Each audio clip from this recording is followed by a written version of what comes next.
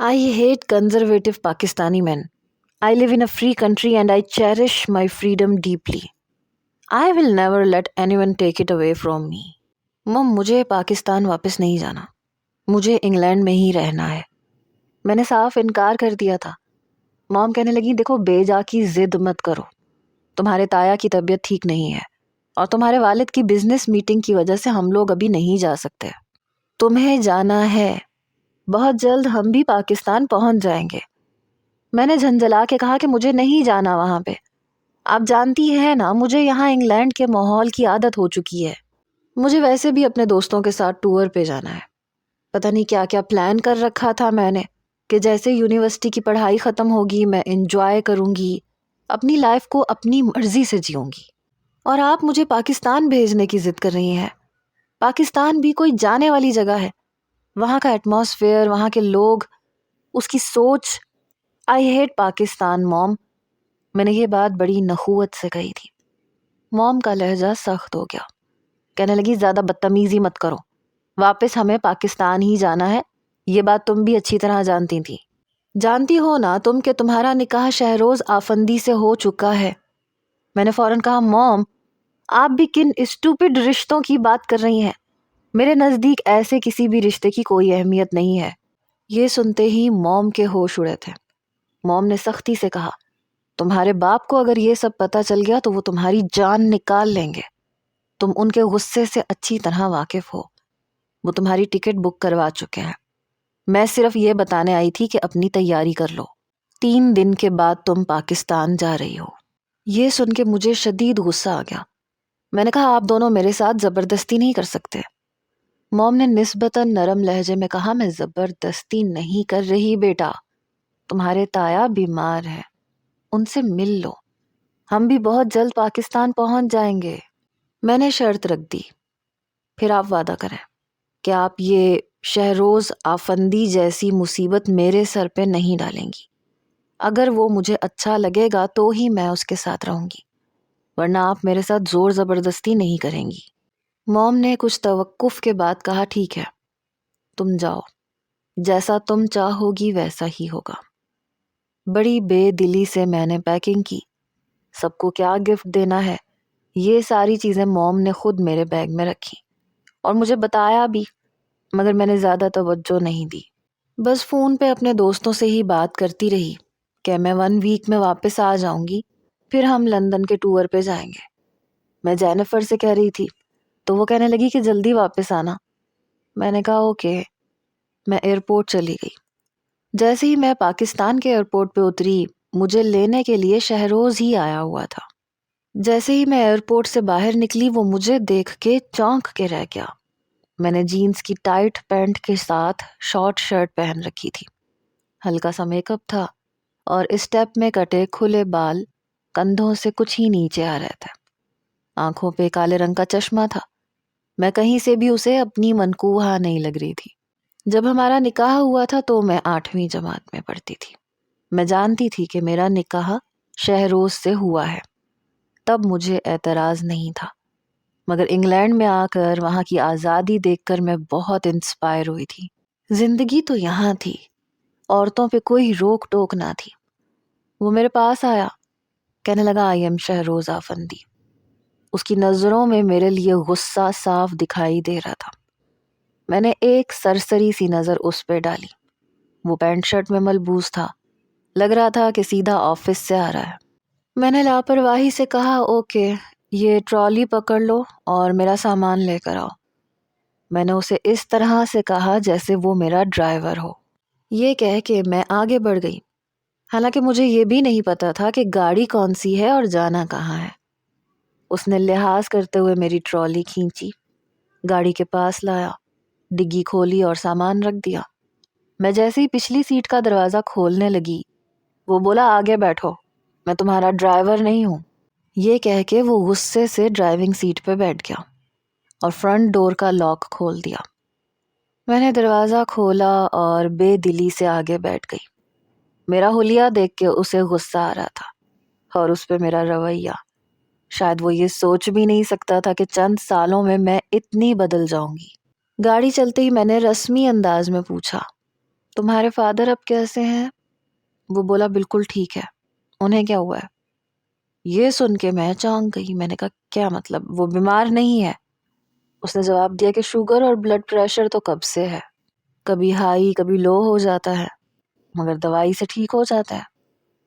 میں سوچ میں پڑ گئی کہ اگر تایا ٹھیک ہے تو موم نے مجھے یہاں کیوں بھیجا ہے. پھر میں نے پوچھا اور آنٹی کیسی ہے یور موم؟ اس نے کہا سب ٹھیک ہے. پھر اس کی نظر دوبارہ میرے سراپے پہ گئی. اس کے ماتھے پہ بل تھے اور چہرے پہ سنجیدگی. وہ بولا انگلینڈ میں ایسے کپڑے پہن کے گھومتی تھی تم؟ اس کا سوال مجھے برا لگا تھا. میں نے مختصر سا جواب دیا او یس. وہ بولا یہ کپڑے تو کہیں سے بھی پہننے کے لائق نہیں لگتے. یہ تمہاری زینت کو چھپا کم رہے ہیں اور دکھا زیادہ رہے ہیں. اتنی فٹ جینز کی پینٹ اور چست شارٹ شرٹ، اسے تم لباس کہتی ہو؟ اس کی باتیں مجھے ناگوار لگ رہی تھیں مگر وہ بولتا چلا جا رہا تھا. میری شرٹ کے اوپر کے 2 بٹن کھلے تھے. شرٹ زیادہ ٹائٹ ہونے کی وجہ سے بند نہیں ہو پا رہے تھے، اس لیے میں نے کھلے چھوڑ دیے تھے. شہروز کی نظر بار بار میری شرٹ کے کھلے بٹنوں پہ جا رہی تھی. میں اس کے برابر میں بیٹھی تھی. اس نے اس کے بعد مجھ سے کچھ نہیں کہا. گاڑی بنگلے کے سامنے رکی. شہروز نے ہارن دیا. چوکیدار نے گیٹ کھول دیا. اس نے گاڑی پورچ میں کھڑی کی اور چوکیدار سے کہا میڈم کا سامان اندر لے کے آؤ. وہ خود مجھے بغیر کچھ کہے اندر جا چکا تھا.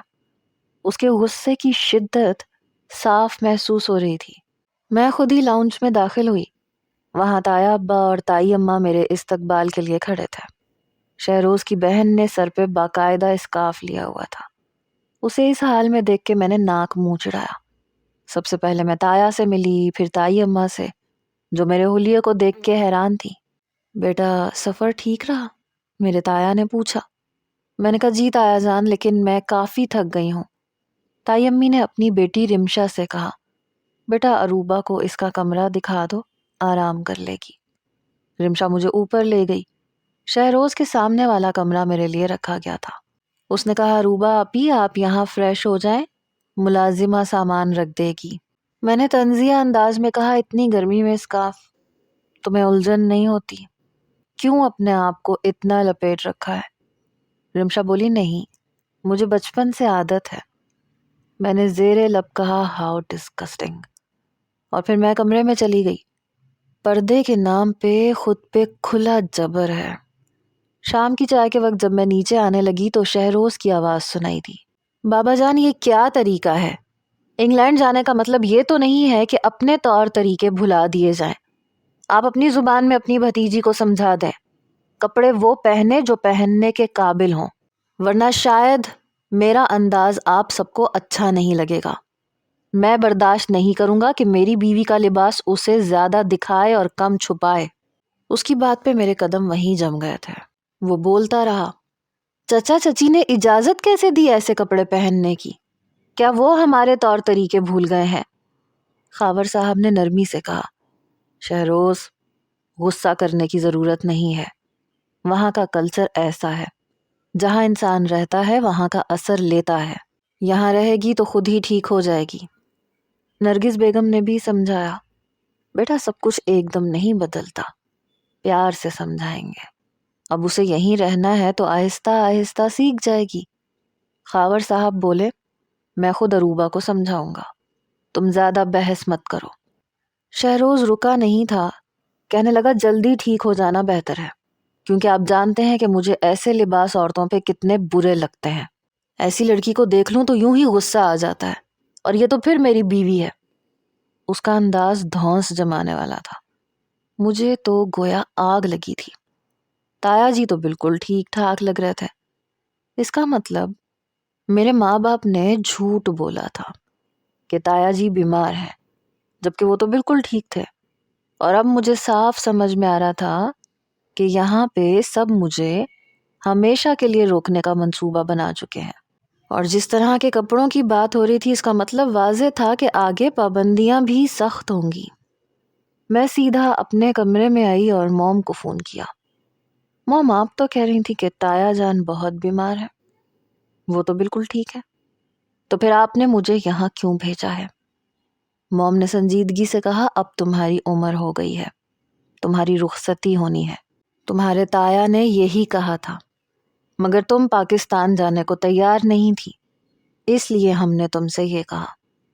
دیکھو تمہارے ڈیڈ کے کچھ کام ہے، 1-1.5 مہینہ لگ جائے گا، ہم آتے ہی تمہاری رخصتی کر دیں گے، بہتر ہے کہ تم یہیں رہو اور یہاں کے ماحول کو اپناؤ۔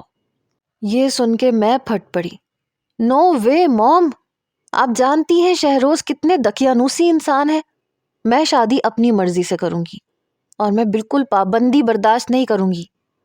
موم نے کہا، شادی ہو چکی ہے، بس رخصتی باقی ہے، یہ انگلینڈ نہیں ہے جہاں تم دھمکیاں دو، تمہیں اگر کوئی ٹھیک کر سکتا ہے تو وہ شہروز ہی ہے، اور ایک بات یاد رکھنا روبی، یہ انگلینڈ نہیں ہے جہاں تم اپنی منمانیاں کرتی رہو۔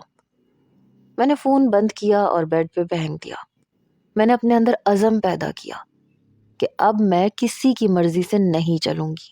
میں باہر آئی، پینٹ اور شرٹ پہنے ہوئے تھی، آ کے ٹیبل پہ بیٹھ گئی۔ سامنے ڈائننگ ٹیبل پہ سب لوگ چائے پی رہے تھے۔ میں نے ایک نظر سب پہ ڈالی تو شہروز آفندی بھی وہیں بیٹھا تھا۔ اس نے مجھے دیکھا، پھر فوراً نظریں اپنے والد پہ ڈال دیں۔ تایا ابا نے مجھے دوبارہ انہی کپڑوں میں دیکھ کے نظریں چرا لیں۔ میں نے لاپرواہی سے کہا، ہائے ایوری بڈی۔ تایا نے فوراً ٹوک دیا، بیٹا ہمارے گھر میں السلام علیکم کہا جاتا ہے۔ میں نے کندھے اچکائے، واٹ ایور۔ یہ کہتے ہوئے میں نے کرسی کھینچی اور بیٹھ گئی۔ اپنے کپ میں چائے ڈالتے ہوئے بے نیازی سے بولی، آپ لوگوں کو جو اچھا لگتا ہے آپ کہہ سکتے ہیں، لیکن جس چیز کی مجھے عادت ہے وہ میں نہیں چھوڑ سکتی، اور پلیز مجھ سے ایسی توقع بھی مت رکھیے گا۔ میں جانتی تھی شہروز مجھے گھور رہا ہے، اس کی آنکھوں میں غصہ صاف دکھائی دے رہا تھا، ماتھے پہ بل تھے۔ تایا ابو بولے، بیٹا الحمدللہ تم مسلمان ہو، مسلمان گھرانے کی بچی ہو، بہتر ہے کہ شلوار قمیض پہنو، سر پہ دوپٹہ ڈالو۔ رمشا کو دیکھو، تم سے کتنی چھوٹی ہے، اسکارف بھی پہنتی ہے۔ میں نے فوراً سے کہا، تایا جان پلیز، جس قسم کا ظلم آپ نے رمشا پہ کیا ہے وہ مجھ پہ کرنے کی سوچیے گا بھی مت۔ میں اپنی مرضی کی مالک ہوں، پہنوں گی وہی جو میرا دل چاہے گا، اور رہوں گی بھی ویسے ہی جیسے میں چاہوں گی۔ اس معاملے میں نے کبھی اپنے ڈیڈ کی بھی نہیں سنی، تو کسی اور کی کیوں سنوں گی؟ یہ کہتے ہوئے میں نے جان بوجھ کے شہروز کی طرف دیکھا تھا، جیسے صاف بتا رہی ہوں کہ جب باپ کی نہیں سنی تو تم کون ہوتے ہو؟ وہ مجھے غصے سے دیکھ رہا تھا۔ تائی اماں بولی، بیٹا یوں بات نہیں کرتے۔ میں ہنس دی، تائی جی میں جس ماحول سے آئی ہوں نا، وہاں عورتوں کا ایک ہی نعرہ ہوتا ہے، میرا جسم میری مرضی، اور وہاں کی حکومت بھی عورتوں کی آزادی کو سپورٹ کرتی ہے۔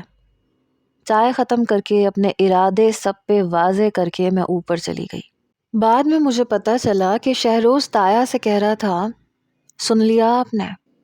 وہ کہنے لگا، یہ لڑکی سیدھے طریقے سے سیدھی نہیں ہو سکتی، میں دیکھتا ہوں یہ کیسے الٹے سیدھے کپڑے پہنتی ہے۔ میں اوپر اپنے کمرے میں چلی گئی، مگر نیچے کی آوازیں صاف آ رہی تھیں۔ تائی اماں سر پکڑ کے بولی، عمرانہ نے کیسی تربیت کی ہے، بڑوں کا ذرا بھی لحاظ نہیں ہے۔ خاور صاحب نے گہری سانس لی، وہ خود پریشان تھے کیونکہ عروبہ ہاتھوں سے نکلی جا رہی تھی۔ انہوں نے ہمیں اجازت دی ہے کہ جیسے بھی ہو اسے ٹھیک کریں، کیونکہ اسے اب یہیں رہنا ہے۔ میں بھی سوچ چکی تھی کہ انہیں اتنا پریشان کروں گی کہ یہ لوگ مجھے چھوڑنے پہ مجبور ہو جائیں گے۔ رات کو میں ڈھیلی سی نائٹی پہن کے سو گئی۔ صبح آنکھ کھلی تو بارش ہو رہی تھی۔ اوپر والی گیلری لاؤنج سے جڑی ہوئی تھی۔ کھڑکی سے باہر دیکھا تو ٹھنڈی بارش، میرے چہرے پہ خود بخود مسکراہٹ آ گئی۔ میں اسی نائٹی میں باہر آ گئی۔ اوپر ایک لمبا اوور کوٹ تھا جس کا صرف ایک بٹن بند تھا۔ ہوا کے ساتھ کوٹ پیچھے کی طرف ہو رہا تھا۔ میں بارش کے قطروں کو اپنے چہرے پہ محسوس کر رہی تھی۔ آنکھیں بند تھیں۔ نیچے مالی، چوکیدار اور ڈرائیور موجود تھے۔ مجھے اس وقت کسی کی پرواہ ہی نہیں تھی۔ اچانک مجھے زور سے پیچھے کھینچا گیا۔ آنکھیں کھلیں تو سامنے شہروز آفندی تھا۔ اس کا چہرہ غصے سے سرخ تھا۔ یہ کیا حرکت ہے؟ تمہیں نظر نہیں آ رہا کہ تم کس حال میں گیلری میں کھڑی ہو؟ نیچے سب تمہیں دیکھ رہے ہیں۔ میں نے بازو چھڑوانے کی کوشش کی۔ تمہارا مسئلہ کیا ہے؟ تم کون ہوتے ہو مجھ سے اس لہجے میں بات کرنے والے؟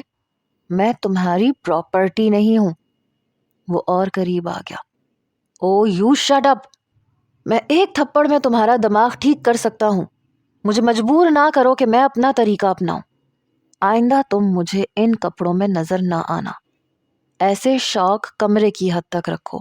کمرے سے باہر انسان بن کے آنا، ورنہ تم مجھ سے ابھی واقف نہیں ہو۔ میرا دل زور زور سے دھڑکنے لگا، مگر میں پیچھے نہیں ہٹی۔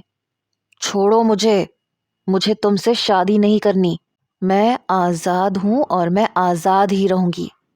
مجھے پابندیوں سے نفرت ہے۔ میرا جو دل چاہے گا وہ میں کروں گی، جو دل چاہے گا وہ پہنوں گی۔ تم کون ہوتے ہو مجھے منع کرنے والے؟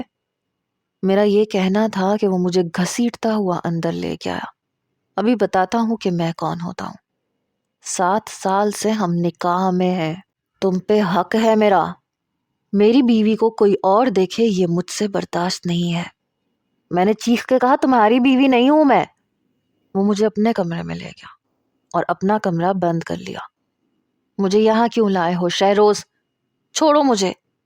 اس نے مجھے دیوار کے ساتھ لگا دیا۔ میں نے خود کو مضبوط رکھا، مگر اس کا غصہ حد سے بڑھ چکا تھا۔ بتاؤں تمہیں کتنا حق رکھتا ہوں میں تم پہ؟ اروبا، میں ضدی اور سر پھروں کے لیے بہت برا انسان ہوں، سمجھی؟ میرے ساتھ ضد کرو گی تو بہت پچھتاؤ گی۔ بہت شرافت سے کہہ رہا ہوں تمہیں کہ آئندہ تم یہ نہیں پہنو گی۔ میں نے کہا میں یہی پہنوں گی، میری مرضی، پیچھے ہٹو۔ میں نے اسے پیچھے کرنے کی کوشش کی۔ یہ تم میرا جسم میری مرضی کے جو نعرے لگاتی پھرتی ہو نا، میں تمہیں کلیئر کر دوں، تمہارا جسم اور میری مرضی، سمجھی؟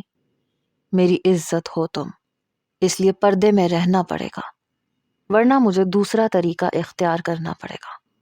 وہ بے حد غصے سے بولا تھا۔ شہروز چھوڑو مجھے، میں تمہارے مطابق نہیں چلوں گی۔ میں نے بھی ڈھٹائی دکھائی۔ وہ کہنے لگا مطلب تم سیدھے طریقے سے نہیں مانو گی۔ کہنے لگا بہت شوق ہے تمہیں اپنا آپ دکھانے کا، تو یہ سب دیکھنے کا حق صرف میرا ہے۔ یہ کہہ کے وہ میری نائٹی کے اوور کوٹ کا بٹن کھول چکا تھا۔ یہ تم کیا کر رہے ہو؟ ہٹو پیچھے شہروز! میں چلائی، مگر اگلے ہی لمحے وہ میرے ہونٹوں کو اپنی دسترس میں لے چکا تھا۔ میں اس کی جرت پہ حیران ہوئی تھی۔ میں اسے پیچھے ہٹاتی رہ گئی، لیکن وہ میرے وجود پہ اپنے ہونٹوں کا جنون دکھانے لگا۔ میری گردن پر، میرے کندھوں پہ، بازوؤں پہ سرخ نشان ڈال کے پھر وہ پیچھے ہٹ گیا۔ بہت شوق ہے آدھے ادھورے کپڑے پہننے کا، شوق سے پہنو، اور جب کوئی ان نشانات کا پوچھے تو جواب بھی دے دینا۔ یہ کہہ کے وہ میرے کمرے سے جا چکا تھا۔ میرا بس نہیں چل رہا تھا میں اس کی جان لے لوں۔ وہ مجھے نشان چھپانے کے لیے مجبوراً پورے کپڑے پہننے پڑے جو چند روز پہلے مجھے تائی اماں نے دیے تھے، لیکن میں نے لاپرواہی سے الماری میں رکھ دیے تھے۔ میں جب ناشتے کے لیے نیچے اتری تو وہ آفس کے لیے تیار بیٹھا تھا۔ میرا جی چاہا گرم گرم چائے کا کپ اس پہ پھینک دوں۔ مجھے دیکھ کے میرے تایا ابا اور تائی اماں کہنے لگے ماشاء اللہ، شلوار قمیض میں بہت پیاری لگ رہی ہو۔ شہروز مجھے دیکھ کے کہنے لگا میں نے ہی سمجھایا تھا اسے۔ دیکھ لیں امی، میری بات کتنی جلدی اس کی سمجھ میں آ گئی۔ میں نے آپ سے کہا بھی تھا میری بیوی بس میری زبان سمجھ سکتی ہے۔ اب آپ دیکھ لیں۔ تائی اماں کہنے لگیں تم غصے کے تیز جو ہو، اسی لیے تم سے منع کیا تھا۔ اگر تم پیار سے سمجھا سکتے تو ہمیں کیا اعتراض ہونا تھا۔ وہ چائے پیتے ہوئے کہنے لگا ارے نہیں امی، میں نے اروبا کو بہت پیار سے سمجھایا ہے۔ شی از سچ اے نائس گرل۔ فوراً سے سمجھ گئی۔ کیوں اروبا، سمجھ آ گیا نا تمہیں؟ وہ مجھ سے کہنے لگا۔ میں نے اسے غصے سے دیکھا تھا اور اپنے کپ میں چائے ڈالنے لگی۔ جیسے ہی وہ آفس کے لیے جانے لگا، میں نے کہا تائی اماں مجھے گاڑی کی چابی چاہیے، مجھے گھومنے پھرنے کے لیے کہیں جانا ہے۔ وہ کہنے لگی بیٹا ڈرائیور ہے، تم اس کے ساتھ چلی جاؤ۔ لیکن شہروز کہنے لگا نہیں، شام کو میں آفس سے واپس آؤں گا تو تمہیں لے جاؤں گا۔ میں نے کہا مجھے تمہارے ساتھ کہیں نہیں جانا۔ کہنے لگا دیکھو میں نے تمہیں کتنے پیار سے سمجھایا ہے، شوہر سے اس طرح بات نہیں کرتے، آپ جناب کہہ کے بات کرتے ہیں، اور ویسے بھی میں عمر میں تم سے بڑا ہوں، اور نہ بھی ہوتا تو رشتے میں تو ہوں نا، اور میرا فرض ہے تمہیں سیر کروانا، گھمانا پھرانا۔ میں نے کہا میں خود ڈرائیو کر کے چلی جاؤں گی، مجھے ڈرائیونگ آتی ہے۔ وہ کہنے لگا بہت اچھی بات ہے کہ تمہیں ڈرائیونگ آتی ہے، لیکن تم میرے بغیر کہیں نہیں جاؤ گی۔ پھر تائی اماں سے کہنے لگا آپ اسے کچن کا راستہ دکھائیں، اسے میری پسند کی چیزیں پکانا سکھائیں۔ میں نے کہا نہ تو مجھے کوکنگ میں کوئی دلچسپی ہے اور نہ میں سیکھوں گی۔ تائی اماں کہنے لگی شہروز تم آفس جاؤ۔ کہنے لگا امی میں آپ سے کہہ رہا ہوں جب تک میں نہ آ جاؤں یہ کہیں نہیں جائے گی۔ بڑے سخت لہجے میں کہتے ہوئے وہ باہر چلا گیا۔ تائی اماں کہنے لگی تم اسے چھوڑو، میں خود تمہیں لے کے جاتی ہوں، کہاں جانا ہے تم نے؟ میں نے کہا دیکھیں مجھے فریڈم بہت پسند ہے، میں کیوں آپ کے ساتھ جاؤں یا آپ کے بیٹے کے ساتھ جاؤں، میں اکیلے بھی جا سکتی ہوں۔ تائی اماں کہنے لگی دیکھو بیٹا یہاں کا ماحول کچھ اور ہے، یہاں ہمارے گھرانوں کی لڑکیاں یوں اکیلی نہیں جاتی، یا تو ڈرائیور کے ساتھ جاتی ہیں یا تب جب والدہ یا گھر کا کوئی شخص ساتھ ہوتا ہے، یا پھر شوہر یا بھائی کے ساتھ۔ میں نے کہا لیکن میں اپنی مرضی سے جینا چاہتی ہوں، کیا مجھے یہ حق حاصل نہیں ہے؟ تائی اماں کہنے لگی کیوں حاصل نہیں ہے، ہم بھی اپنی مرضی سے جیتے ہیں اور تم پہ بھی ایسی کوئی پابندی نہیں ہے، یہ تو اپنے شوق کی بات ہوتی ہے۔ اب تم یہی دیکھو کہ میں نے تمہارے تایا ابا کے لیے کھانا ابھی تک خود ہی بناتی ہوں، اور انہیں میرے ہاتھ کے کھانے کی اتنی عادت ہے کہ کبھی رمشا بھی بنائے تو کہتے ہیں کہ تم نے کھانا تو بہت اچھا بنایا ہے، لیکن تمہاری ماں کے ہاتھ کا ذائقہ ہی الگ ہے۔ حالانکہ بات ذائقے کی نہیں ہوتی بیٹا، بات عورت کی توجہ اور فکر اور محبت کی ہوتی ہے، اور یہ مرد کو اچھا لگتا ہے۔ میں نے کہا لیکن مجھے اچھا نہیں لگتا۔ یہ کہہ کے میں اپنے کمرے میں آ گئی، مجھے یہاں نہیں رہنا تھا، میرا یہاں پہ دم گھٹتا تھا۔ یہ نہیں تھا کہ میری زندگی میں کوئی اور تھا، کوئی بھی نہیں تھا، لیکن میں اس ماحول میں نہیں رہنا چاہتی تھی۔ دوپہر کو میں اپنے کمرے میں سونے کے لیے چلی جاتی تھی اور رمشا پڑھنے کے لیے۔ لاؤنج اس وقت خالی ہوتا تھا، تایا ابا ویسے بھی آفس جاتے تھے، وہ بالکل ٹھیک ٹھاک تھے۔ مجھے ایک سازش کے تحت یہاں بھیجا گیا تھا۔ دوپہر کے کھانے کے بعد میں بھی اپنے کمرے میں چلی گئی۔ کچھ دیر بعد جب میں لاؤنج میں آئی تو لاؤنج بالکل خالی تھا۔ میں بنگلے سے باہر آ گئی، حالانکہ چوکیدار مجھ سے پوچھتا رہا کہ بی بی صاحبہ آپ کہاں جا رہی ہیں، لیکن میں نے اسے کوئی جواب نہیں دیا۔ جیسے ہی میں گلی سے نکل کے مین روڈ پہ جانے لگی تو وہاں سے گزرتی ہوئی ایک ٹیکسی مجھے نظر آ گئی۔ میں نے اسے روکا اور بیٹھ گئی۔ وہ کیا سمجھتا تھا کہ مجھے روکے گا اور میں رک جاؤں گی؟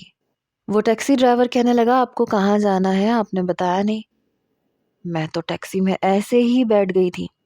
میں نے کہا یہاں پہ ساحل سمندر ہوگا، وہاں لے جاؤ۔ وہ کہنے لگا جی ٹھیک ہے۔ میرے پرس میں پاکستانی کرنسی نہیں تھی، البتہ ڈالرز موجود تھے۔ کچھ ہی دیر کے بعد اس نے مجھے ساحل سمندر پہ اتار دیا۔ جب میں نے اسے 100 کا ڈالر دیا تو وہ مجھے حیرت سے آنکھیں پھاڑے دیکھ رہا تھا۔ کہنے لگا یہ کیا ہے بی بی؟ میں نے کہا پیسے ہیں رکھ لو، یہ تمہارے کرائے سے بہت زیادہ ہیں۔ کہنے لگا مجھے ان پیسوں کی سمجھ میں نہیں آتی، آپ مجھے پاکستانی پیسے دے دیجئے جی۔ میں نے کہا اسٹوپڈ، پیسے پاکستانی پیسے سے بہت زیادہ ہیں، یہ بینک سے چینج کروا لینا۔ وہ کہنے لگا نہیں نہیں بھائی مجھے سمجھ میں نہیں آتی، آپ پلیز مجھے یہیں کے پیسے دیں۔ میں نے کہا میں یہاں کہاں سے لاؤں؟ اگر تمہیں نہیں لینے تو مجھے بتاتے، میں بینک سے چینج کروا لیتی، اب یہاں تو مجھے بینک نظر نہیں آ رہا۔ وہ کہنے لگا آپ نے مجھے کب کہا کہ آپ کو پیسے بدلوانے ہیں؟ آپ کہتی تو میں بینک کے سامنے روک دیتا۔ میں نے کہا ایسے کرو تم یہیں پہ رکو، میں کچھ دیر سمندر میں نہا لوں، پھر تم مجھے واپس چھوڑ دینا اور بیچ میں بینک پہ روک دینا، میں تمہیں چینج کروا کے دے دوں گی۔ کہنے لگا میں پورے 2000 لوں گا. میں نے کہا اچھا لے لینا. اتنا اسٹوپڈ شخص میں نے اپنی زندگی میں نہیں دیکھا تھا. میں اسے $100 دے رہی تھی جو تقریباً 2726 تھے اور وہ 2000 پہ بڑا خوش تھا. یہاں کی عوام ہے ہی بے وقوف اور اسٹوپڈ. میں سمندر میں چلی گئی. جو کپڑے میں نے پہنے تھے وہ لائٹ کلر کے تھے. سمندر کے پانی میں میں کافی آگے چلی گئی. میرے کپڑے مکمل بھیگ چکے تھے. وہیں کچھ فاصلے پہ چند لڑکے بھی پانی میں نہا رہے تھے. مجھے دیکھ کے سب لڑکے اپنا کام چھوڑ کے مجھے دیکھنے لگے. شاید گیلے کپڑوں سے میرا وجود چھلکنے لگا تھا. مجھے دیکھ کے وہ عجیب عجیب سے اشارے کر رہے تھے. پھر میرے پاس آ گئے. ہائے بیبی، کیا ہم سے دوستی کرو گی؟ وہ میرے گرد گھیرا بنا کے بولے. میں کچھ گھبرا گئی. نو تھینکس یہ کہہ کے میں پانی سے باہر آنے لگی، مگر وہ لوگ میرا راستہ روکنے کی کوشش کر رہے تھے. دوپہر کا وقت تھا، ہالیڈے بھی نہیں تھا. جہاں میں نہا رہی تھی وہاں ان لڑکوں کے علاوہ اور کوئی نہیں تھا. وہ لڑکے کہنے لگے سمندر میں نہا کے اور بھی نمکین ہو گئی ہو. دوسرا کہنے لگا آج تو کچھ نمکین کھانے کا موڈ ہو رہا ہے. میں پہلی بار خوف زدہ ہوئی تھی کیونکہ دور دور تک مجھے کوئی بھی نظر نہیں آ رہا تھا. میں جیسے ہی پانی سے باہر نکلنے لگی ایک لڑکا میرے سامنے کھڑا ہو گیا. ارے کہاں جا رہی ہو چمک چھلو؟ اپنا یہ حسین چھلکتا وجود دکھا کے ہمیں پاگل کر کے اب بھاگنے کے چکر میں ہو. میں نے کہا شٹ اپ، خبردار جو مجھ سے بدتمیزی کی میں پولیس کو بتا دوں گی. میں نے ایک نوجوان کو دھکا دیا اور بھاگنے لگی. ہیلپ ہیلپ پکارنے لگی. وہ لڑکے میرے پیچھے بھاگنے لگے. ایسے کیسے تم بھاگ سکتی ہو؟ مگر میں جلدی سے ٹیکسی میں بیٹھ گئی. جلدی چلو یہاں سے. وہ ٹیکسی ڈرائیور مجھے بوکھلاہٹ میں دیکھ کر گاڑی سٹارٹ کر چکا تھا. جب تک وہ نوجوان اوپر آئے میں وہاں سے جا چکی تھی. ڈرائیور شاید سمجھ چکا تھا. کہنے لگا بی بی صاحبہ آپ کو یہاں اکیلے نہیں نکلنا چاہیے. یہ جی آپ کا لندن امریکہ نہیں ہے. اس بات کا اندازہ تو مجھے بھی ہو گیا تھا. جیسے ہی میں گھر پہنچی راستے میں بینک سے پیسے بھی چینج کروا کے ٹیکسی ڈرائیور کو دے چکی تھی. میں نے دروازہ کھٹکھٹایا. چوکیدار نے دروازہ کھولا تو سامنے بڑے غصے سے شہروز کھڑا تھا کیونکہ مجھے آتے آتے مغرب ہو چکی تھی. میرے بھیگے ہوئے کپڑے دیکھ کے وہ میرے پاس آ گیا. کہنے لگا کہاں گئی تھی تم؟ میں نے کہا سمندر گئی تھی. میں نے نظر چرائی. کہنے لگا بنا کسی کو بتائے تمہاری ہمت کیسے ہوئی گھر سے باہر نکلنے کی؟ تمہیں اندازہ ہے کہ اگر تم گم ہو جاتی یا کہیں پھنس جاتی تو کیا ہوتا؟ میں ابھی آفس سے آیا ہوں اور ابھی میں تمہیں ڈھونڈنے کے لیے جانے لگا تھا. دیکھو آئندہ اگر تم نے ایسی حرکت کی تو میں بہت برے طریقے سے تم سے پیش آؤں گا. تم سوچ بھی نہیں سکتی. میں پہلے سے ہی گھبرائی ہوئی تھی. فوراً سے لاؤنج میں گئی تو تائی اماں اور رمشا پریشان کھڑی تھیں. کہنے لگی بیٹا کہاں چلی گئی تھیں تم؟ ہمیں بتایا کیوں نہیں؟ مجھ سے کہتی میں تمہارے ساتھ چلی جاتی. میں نے تمہیں پہلے بھی کہا تھا. شکر ہے تم واپس آ گئی، ہم تو پریشان ہو گئے تھے. میں نے کوئی جواب نہیں دیا اور اوپر اپنے کمرے میں چلی گئی.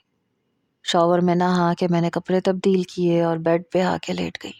سوچنے لگی کہ اگر میں ان لوگوں کو دھکا دے کے نہ بھاگتی تو نہیں پتا وہ میرے ساتھ کیا کرتے، اور وہ بھی کھلے عام. یہاں کے ماحول میں واقعی کافی فرق تھا. بہرحال شکر تھا کہ کسی کو کچھ پتا نہیں چلا. کچھ دنوں میں اس واقعے کو مکمل طور پہ بھول چکی تھی. چند روز بعد میرے والدین بھی واپس آ گئے. گھر میں شادی کی باتیں ہونے لگیں، رخصتی کی باتیں ہونے لگیں. میں نے اپنی والدہ سے کہا کہ مجھے یہاں نہیں رہنا. میں یہاں پہ ویسے ہی خوف کھانے لگی تھی. یہاں کے لوگ بہت عجیب تھے. میری والدہ کہنے لگیں کہ تماشا لگانے کی ضرورت نہیں ہے. نہ ہم انگلینڈ واپس جا رہے ہیں اور نہ ہی تم جا سکتی ہو.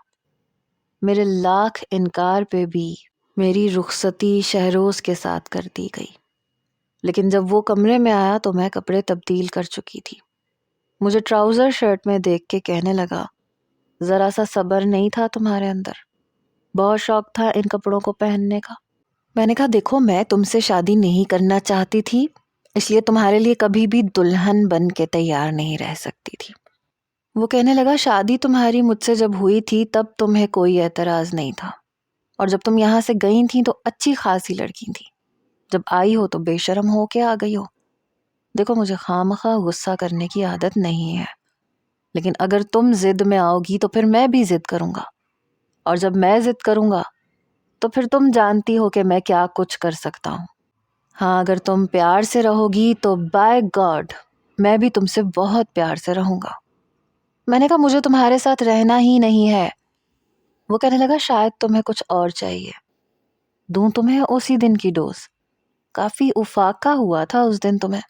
اس کی حرکت یاد آتے ہی ایک سنسنی سی میرے وجود میں دوڑ گئی تھی۔ پھر وہ مسکراتے ہوئے میرے پاس آ گیا، میرے سامنے بیٹھ گیا۔ کیا چاہتی ہو تم؟ آج کی رات بجائے پیار کرنے کے میں تم سے لڑائی جھگڑا کروں، تمہیں ڈانٹوں، تمہارے ساتھ زبردستی کروں؟ دیکھو اروبا ڈارلنگ، ایسے بالکل مزہ نہیں آئے گا، کیونکہ میں تم سے پیار کرنا چاہتا ہوں۔ میں رونے لگی، جیسا پہلے کیا تھا، مجھے نہیں چاہیے ایسا پیار۔ میری بات پہ وہ کہنے لگا ویسے نہیں کروں گا، اس دن میں بہت غصے میں تھا، اور کہا تو ہے تم سے کہ مجھے غصہ مت دلایا کرو۔ یہ کہتے ہوئے وہ میرا ہاتھ پکڑ کے مجھے بیڈ پہ بٹھا چکا تھا۔ میں انکار بھی کرتی تب بھی وہ اپنی مرضی کرتا اور مزید شدت سے کرتا۔ میں نے اختلاف نہیں کیا تھا تو اس نے بھی میرا خیال رکھا تھا، مجھ سے بس پیار ہی کیا تھا۔ شادی کے شروع کے چند دن اس نے مجھے اتنی محبت دی تھی کہ میرے سارے شکوے دور ہو گئے تھے، لیکن روب بھی جماتا تھا۔ شادی کے چند دن بعد ہی کہنے لگا کہ میرے لیے چائے تم اپنے ہاتھ سے بناؤ گی۔ میں نے کہا مجھے نہیں آتی۔ کہنے لگا تو سیکھ لو، کیا میرے لیے چائے بنانا بھی نہیں سیکھو گی؟ میں نے کہا پلیز شہروز، مجھے اچھا نہیں لگتا۔ میں اس کے گلے میں دونوں بازو ڈال کے کہنے لگی۔ اس نے بڑے پیار سے میری کمر کو پکڑ لیا، مجھے اپنے قریب کیا، کہنے لگا اگر میرا دل چاہے کہ میں تمہارے ہاتھ کی چائے پیوں تو کیا مجھے مایوس ہونا پڑے گا؟ میں نے کہا بالکل ہونا پڑے گا۔ کہنے لگا بالکل بھی نہیں، پلیز کچن میں جایا کرو، امی کے ساتھ ہاتھ بٹایا کرو، مجھے بہت اچھا لگے گا۔ لیکن میں نے ایسا کچھ نہیں کیا تھا، اس لیے شاید میں اسے اچھی نہیں لگتی تھی۔ بات بات پہ مجھے ڈانٹنے لگتا تھا کہ تم میری محبت کا ناجائز فائدہ اٹھا رہی ہو، میں بہت پیار سے تم سے پیش آ رہا ہوں، میرا جی چاہتا ہے کہ تم میرے لیے پکاؤ۔ لیکن میں نے پھر بھی کچن کا رخ نہیں کیا۔ ایک بار وہ مجھے ہوٹل میں کھانا کھلانے لے گیا، مینیو میرے سامنے بڑھا دیا، خود وہ اپنے موبائل میں مصروف تھا۔ میں نے اپنی پسند کا کھانا منگوایا، حالانکہ اسے دیسی کھانے پسند تھے، لیکن پھر بھی میری خوشی کی خاطر وہ وہی کھانے لگا جو میں نے منگوایا تھا۔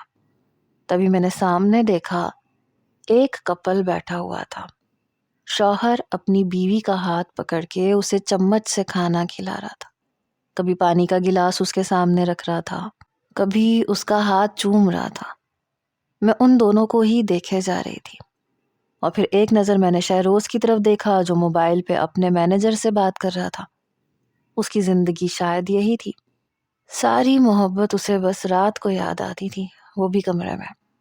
فون بند کرنے کے بعد وہ میری طرف دیکھنے لگا، پھر اپنی بھویں اچکا کے کہنے لگا کہ کیا ہوا، یوں کیوں دیکھ رہی ہو؟ میں نے سامنے ٹیبل کی طرف اشارہ کیا جہاں اس کا شوہر اپنی بیوی کو چمچ سے کھانا کھلا رہا تھا، اس کا ماتھا چوم رہا تھا، ہاتھ چوم رہا تھا۔ کہنے لگا نہایت ہی بے شرم قسم کا انسان ہے۔ میں نے ماتھے پہ بل ڈالے، میں نے کہا وہ اپنی بیوی کی کیئر کر رہا ہے، اسے محبت کہتے ہیں۔ کہنے لگا اسے تم محبت سمجھتی ہو، بیوی سے محبت کرنے کے لیے کمرہ موجود ہے، یہ پبلک پلیس پہ بیوی سے محبت کوئی نہیں کرتا، یقیناً یہ ڈیٹ پہ آئے ہوئے ہوں گے۔ میں نے کہا تم بس یہی سوچ سکتے ہو، یہ نہیں ہوتا کہ اپنے ہاتھ سے چمچ سے مجھے بھی کچھ کھلا دو۔ کہنے لگا گھر چلو کھلا دوں گا، اگر تم یہ سوچتی ہو کہ میں پبلک پلیس پہ ایسی اوچھی حرکت کروں گا تو آئی ایم سوری۔ میں اسی کپل کو دیکھ رہی تھی۔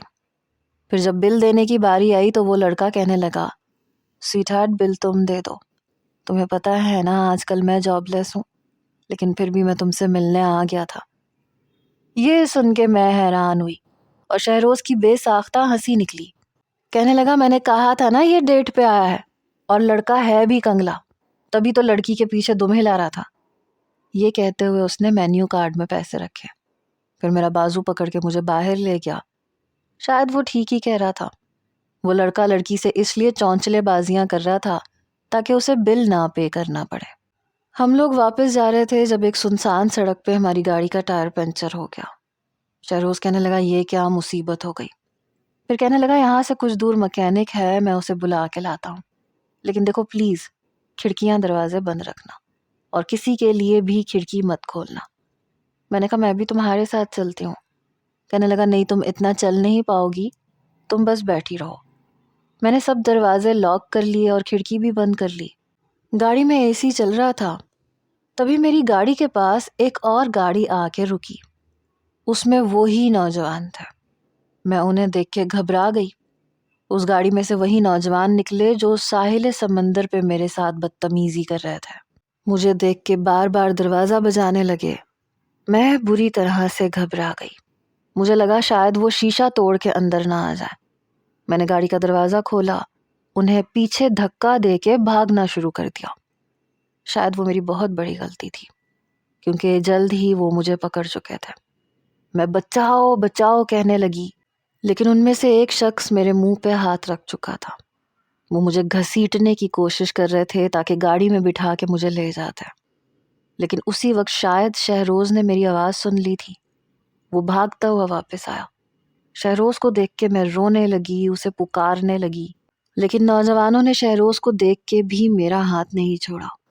شہروز کہنے لگا یہ کیا بدتمیزی کر رہے ہو تم لوگ میری بیوی کے ساتھ؟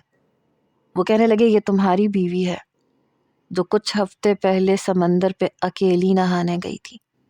ہم نے تو تب بھی اس کو نہیں بخشا تھا، ہمارے جذبات کو آگ لگا کے یہ بھاگ گئی تھی، آج ہی تو یہ ہاتھ آئی ہے۔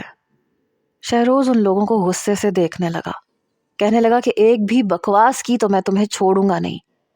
مگر ان میں سے ایک نوجوان نے پسٹل نکال لی، میری تو گویا جان نکلی۔ کہنے لگا دیکھو اگر اپنی خیریت چاہتے ہو تو جاؤ یہاں سے۔ یہ کہہ کے وہ مجھے گاڑی میں زبردستی بٹھانے لگے، لیکن شہروز نے پرواہ نہیں کی۔ اس نے اندھا دھند ان لڑکوں کو مارنا شروع کر دیا۔ جیسے ہی وہ لڑکے مجھے چھوڑ کے شہروز کو مارنے لگے، شہروز کہنے لگا گاڑی میں بیٹھ کے دروازہ لاک کر لو۔ میں بہت زیادہ گھبرا گئی تھی۔ میں گاڑی میں بیٹھ گئی، وہیں پاس سے ایک پولیس کی موبائل گزر رہی تھی جسے دیکھ کے وہ لڑکے بھاگ گئے، لیکن شہروز کو کافی چوٹیں آئی تھیں۔ اس کے چہرے پہ نیل کے نشان پڑ گئے تھے، ہاتھ بھی سرخ ہو رہا تھا، ہونٹ کے کنارے سے بھی خون بہہ رہا تھا۔ اس نے پولیس موبائل سے ہی بات کی، انہوں نے ہمیں مین روڈ تک چھوڑا، وہاں سے ٹیکسی میں بیٹھ کے ہم لوگ گھر پہنچے۔ میں ابھی بھی روئے جا رہی تھی۔ شہروز نے میری طرف دیکھا تک نہیں، سیدھا کمرے میں چلا گیا۔ جب میں کمرے میں آئی تو تکیہ درست کر کے لیٹ چکا تھا۔ میں نے کہا تمہیں بہت چوٹیں آ گئیں، آئی ایم سوری۔ کہنے لگا ہاتھ مت لگانا مجھے۔ میں اس کے چہرے کو چھونا چاہتی تھی لیکن اس نے میرا ہاتھ جھٹک دیا۔ کہنے لگا تمہیں اندازہ ہے ان کی باتوں سے مجھے کتنی تکلیف پہنچی ہے، اور میری بیوی کے بارے میں وہ جو کچھ کہہ رہے تھے میں سن نہیں سکتا تھا۔ ہو سکتا ہے کہ آج ان کی بندوق سے گولی چل جاتی اور میں شاید غیرت کے نام پہ مر جاتا، لیکن مر میں ابھی بھی گیا، ایک غیر مرد کی زبان سے اپنی بیوی کے بارے میں اس قسم کی باتیں سن کے۔ لیکن تمہیں شاید کوئی فرق نہیں پڑتا۔ بے حد غصے سے بات کر رہا تھا۔ میں نے کہا شہروز آئی ایم سوری، آئندہ ایسا کچھ بھی نہیں کروں گی جو تمہیں برا لگے۔ کہنے لگا نہیں تم کر ہی نہیں سکتی، یہ تمہارے بس کی بات ہی نہیں ہے۔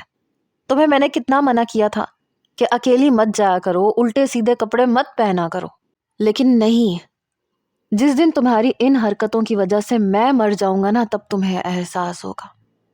میں نے اس کے منہ پہ ہاتھ رکھ دیا۔ میں نے کہا آئندہ ایسا کچھ بھی نہیں کروں گی، باہر بھی نہیں جاؤں گی۔ میں رو رو کے اس سے معافی مانگتی رہی۔ بہت دیر بعد اس نے مجھے معاف کیا تھا۔ مجھے سمجھ میں آ گیا تھا کہ عورت کو کیوں مرد چھپانا چاہتا ہے، کیونکہ وہ اس کی عزت، اس کی غیرت ہوتی ہے جس کی خاطر وہ لڑ بھی جاتا ہے اور مر بھی جاتا ہے۔ جو وہ میری خاطر اتنی مار کھا سکتا تھا، اپنی جان داؤ پہ لگا سکتا تھا، تو یہ کیسے ممکن تھا کہ میں اس کے لیے اچھا کھانا بنانا نہ سیکھتی؟ شروع میں کھانے اتنے اچھے نہیں بنتے تھے، لیکن پھر بھی وہ کھا لیتا تھا. کہتا تھا تم نے میرے لیے کوشش تو کی ہے نا. آہستہ آہستہ پتہ ہی نہیں چلا کب میں اس کے رنگ میں ڈھلنا شروع ہو گئی، اور مجھے اس بات کا افسوس بھی نہیں تھا. شاید محبت میں انسان سب کچھ کر گزرتا ہے. آپ کا کیا خیال ہے؟